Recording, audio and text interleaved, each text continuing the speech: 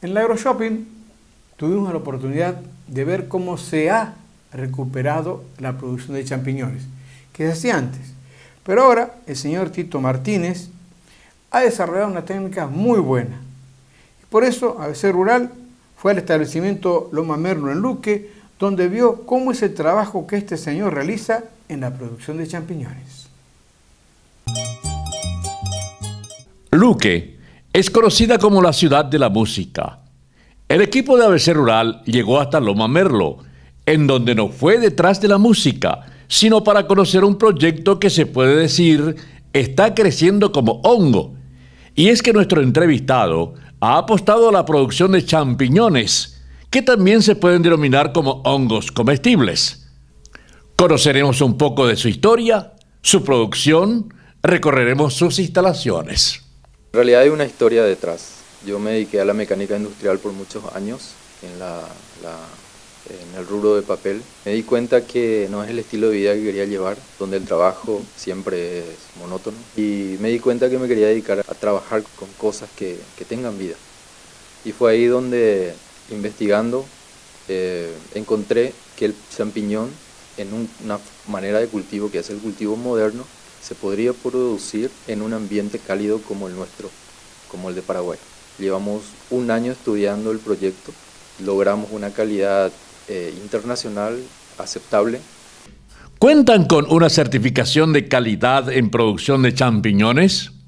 Los champiñones que nosotros producimos son totalmente orgánicos, pero como sabrán, el certificado de orgánico lleva aproximadamente 3 años. Entonces el trámite todavía no lo tenemos, por eso no lo usamos ese sello, pero la producción del champiñón es 100% ecológico, 100% orgánico, libre de químicos. ¿Cómo se capacitaron para la producción de champiñón, atendiendo a que son los primeros en producir a escala? Investigando en la zona, los países que tienen un clima parecido al nuestro, llegamos a la conclusión de que Uruguay produce muy buena calidad de champiñón. Hay una empresa en Uruguay que nos empezó a capacitar, la empresa se llama Campo Nuevo y produce unos champiñones de primera porque los dueños de esa empresa vivieron en Holanda y Holanda es prácticamente el número 1 en tecnología de champiñón. Es una constante capacitación y constante prueba también, porque entre todas las frutas y verduras que se producen de la tierra, el champiñón es lo más difícil que hay para producir. ¿Qué capacidad de producción tienen actualmente? Antes de empezar el proyecto, nosotros hicimos una investigación de cuánto consume champiñón Paraguay. Según los registros de importación en conserva, el Paraguay consume 5 toneladas por mes de champiñón. Actualmente nosotros estamos vendiendo 1000 kilos aproximadamente por mes de champiñón fresco. El objetivo que tenemos es llegar a 2000 kilos por mes. Nuestra capacidad de producción da para producir 2000 kilos. Nuestro paladar de paraguayo no está acostumbrado a consumir hongos.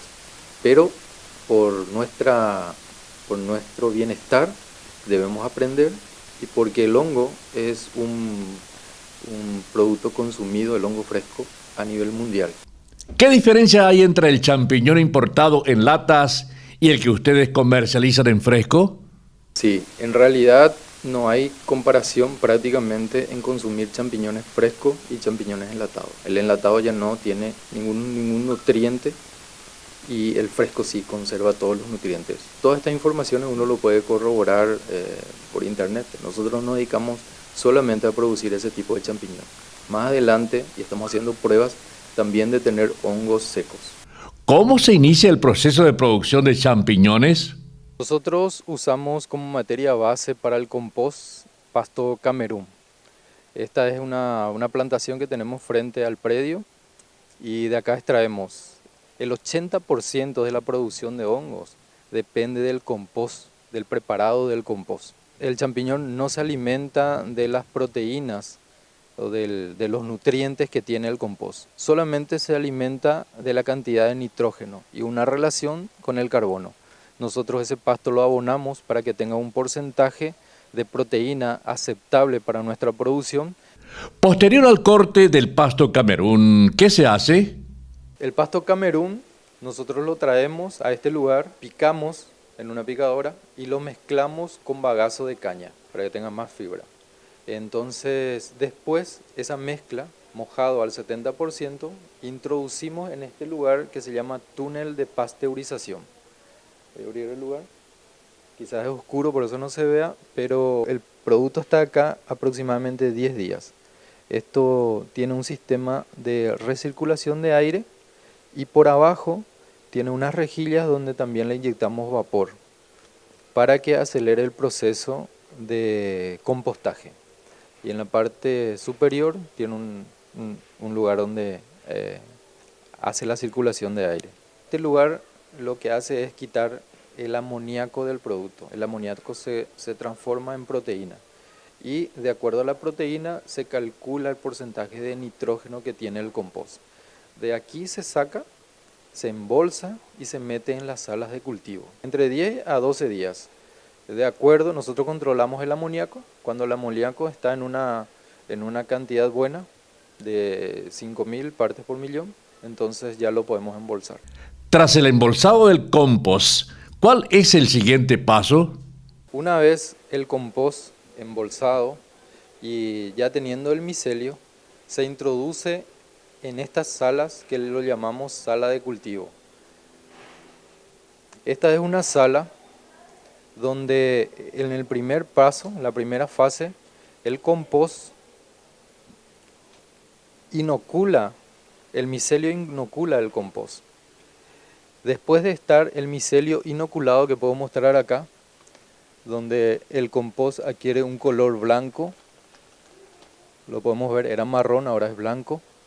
Una vez que sea todo blanco el compost, se completó el proceso de inoculación, nosotros abrimos las bolsas y le ponemos esto que lo llamamos tierra de cobertura, que quizás abajo lo podamos ver mejor, ¿verdad?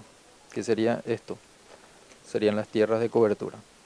Que usamos turba canadiense como agente retensor de agua, porque el hongo consume mucha agua en su producción.